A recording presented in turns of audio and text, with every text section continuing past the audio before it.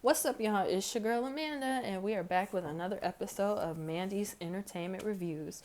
So, for this episode, we are reviewing DAngelo Devil's Pie documentary. The platform that it was on, I can't specifically say it was on a specific platform. I actually found this on social media. Someone actually posted the complete 89-minute documentary.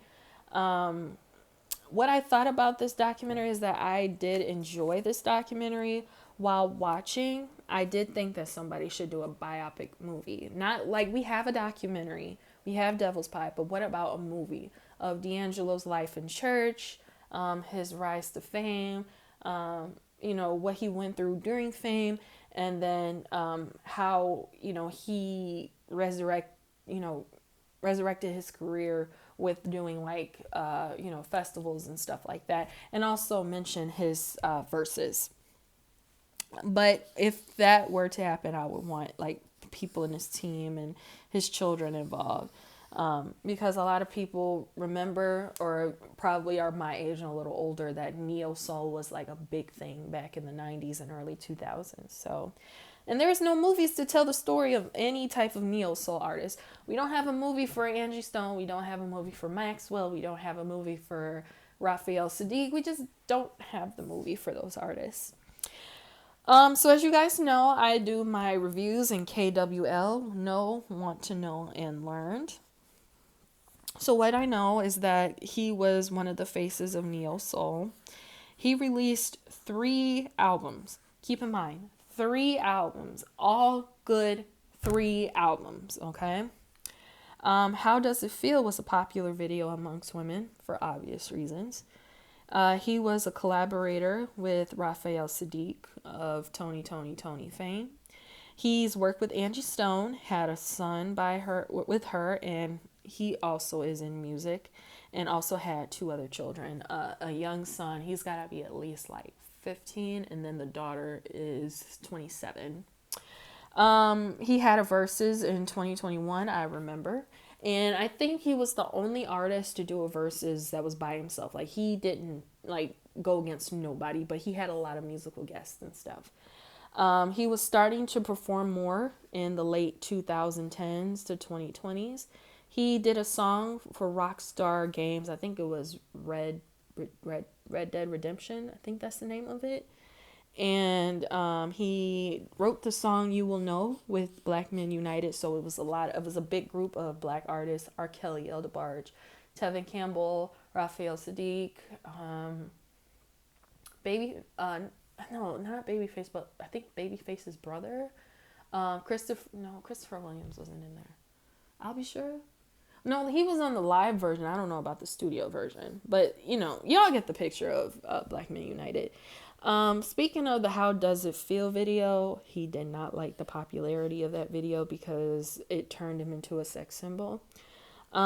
We found out when he passed away that he had prostate cancer, and he passed away October 15th, 2025. And what I want to know about DAngelo, what I wanted to see be covered in this documentary, was his church life, his early days of Brown Sugar recording, the Brown Sugar album that came out in 1995. Any unknown voodoo stories. So I know for a fact that there was voodoo recording documentaries. Not documentaries, but it was like a behind the scenes situation. It's on YouTube. He went to Cuba, and I guess to get some inspiration for the album. That video was on YouTube. What did he do between albums? I mean, I know Brown Sugar and Voodoo, that was like a 3-year gap, but then Voodoo and The Black Messiah, that was like a 14-year gap. Did Eric Clapton really get involved with him getting clean? What is his relationship with his children, and was he married or had a girlfriend at the time? Or I put like at the time or after Angie Stone, but Devil's Pie was filmed like in 2015 to like 2019, in that era. So I'm curious, did he like have a romantic partner during that time? Why I wanted to know that, I guess I was being nosy about that, but yeah. So what I learned about DAngelo through this documentary, Voodoo sold 1.7 million records in the USA. That's a lot. That is a lot. And then we're talking about the days of CDs only. So Voodoo came out in 1999. There was no streaming. Napster didn't hit the music industry. I think Napster was 5 years after that. So that was a good record.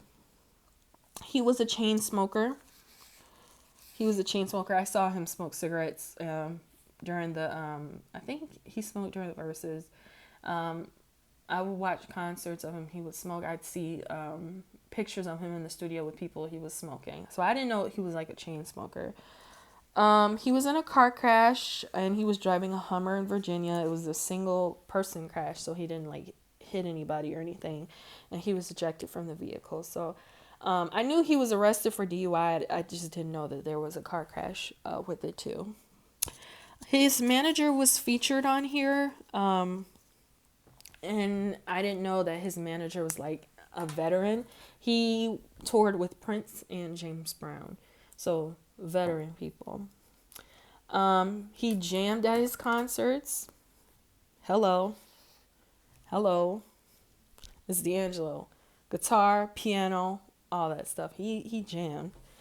In the documentary, he was a nomad living in New York City. I remember someone came to visit him in his studio, not studio, but his rehearsal spot, and said that, yeah, I'm kind of living out of my suitcase. I'm all over New York City. I need to find an apartment. His parents split when he was young. I never knew that about him. His grandmother was very open, supportive of his secular music career. And the reason why I write that down is because, again, DAngelo was raised in church. And when you're raised in church and you raised in a church family, everything has to be about church. God, church, this, that, third. It's like it's ingrained in your head, you know what I mean?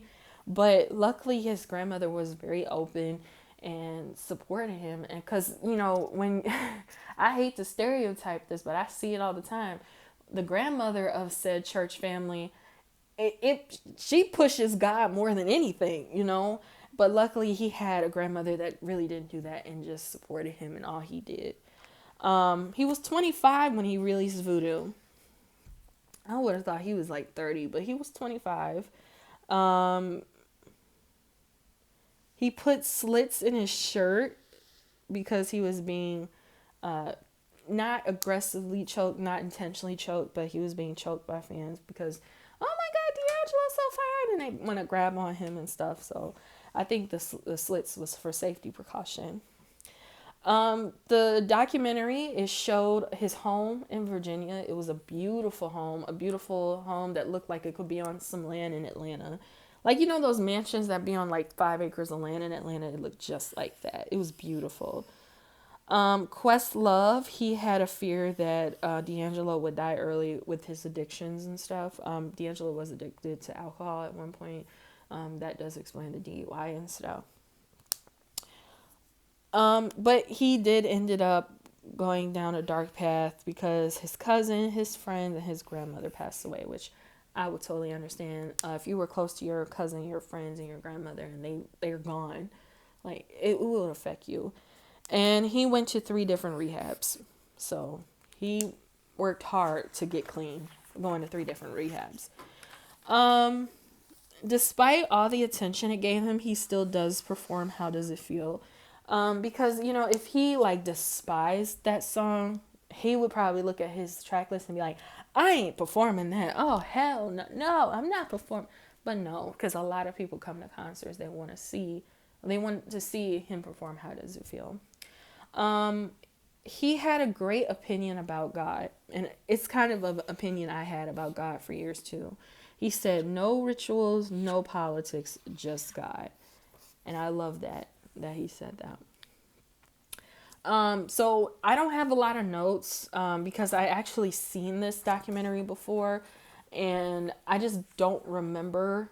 I didn't remember most of it, but it was a short documentary. It was 89 minutes long, so not a lot of notes. But I also found out that the Black Messiah won 2 Grammys, and he was working on his 4th album.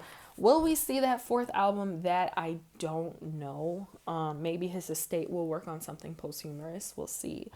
But yeah, I give Devil's Pie a 4.5 out of 5. What I liked about the documentary is that, first, the Busta Rhymes "You Can't Let Me Go" scene. Now, I saw that scene right before DAngelo died, right? I saw the scene. I said, oh, this is a nice scene. I didn't think anything of it. So when DAngelo, it was announced that DAngelo passed away, I go back to Busta Rhymes' page and he posted that same scene and have DAngelo hugging Busta Rhymes, and Busta Rhymes said, "You can't let me go." And it did kind of like tug at my heart and make me cry a little bit. So I love seeing, because Busta Rhymes, he gives the best, he gives flowers to all the artists he ever encountered. He speaks life into them. He uplifts them and all that stuff. That's the thing I don't hear people talk about when it comes to Busta Rhymes. And just that scene itself is just, it makes me cry, it makes me cry. Behind the scenes of the Voodoo Tour, because, the Voodoo Tour was like 1999, 2000. And again, no social media. So there was no like getting an iPhone and recording what the hell is going on. So just seeing that it's a great glimpse of what was going on during the Voodoo Tour. His rehearsal space, I liked his rehearsal space. It was actually by a Dunkin' Donuts in New York City. So it was like behind a secret door. Well, not a secret door. It was like literally next to the Dunkin' Donuts. And you go down this long hallway and there was his practice spot or whatever. I like seeing stuff like that. I think, is that what New York is filled with? Like secret doors and secret like rehearsal spaces and stuff. He looked in the best shape in this documentary. Like he was getting his body back and all that stuff, working out, getting in shape post the Black Messiah. The Quincy Jones cameo. Quincy Jones was, I think they were at Bonnaroo. I remember watching Bonnaroo. And yeah, Bonnaroo and seeing Quincy, because Quincy passed away probably like 2 years ago or so. So rest in peace, Quincy Jones. And then also the singing at the end kind of made me cry. He was singing like a gospel song or something. And what I didn't like is him being known as a recluse. Not a lot of people will say, oh, he's a recluse, but a lot of people will say he's so talented, and I just hate that he's known as being a recluse. I didn't like seeing the concerned friends and colleagues. And the documentary, lastly, it was just too short, but I loved it. I really enjoyed it. So I give it a 4 out of 5, 4.5 out of 5. And that is another episode of Mandy's Entertainment Reviews. Thank y'all so much for tuning in, and I will talk to y'all later. Peace.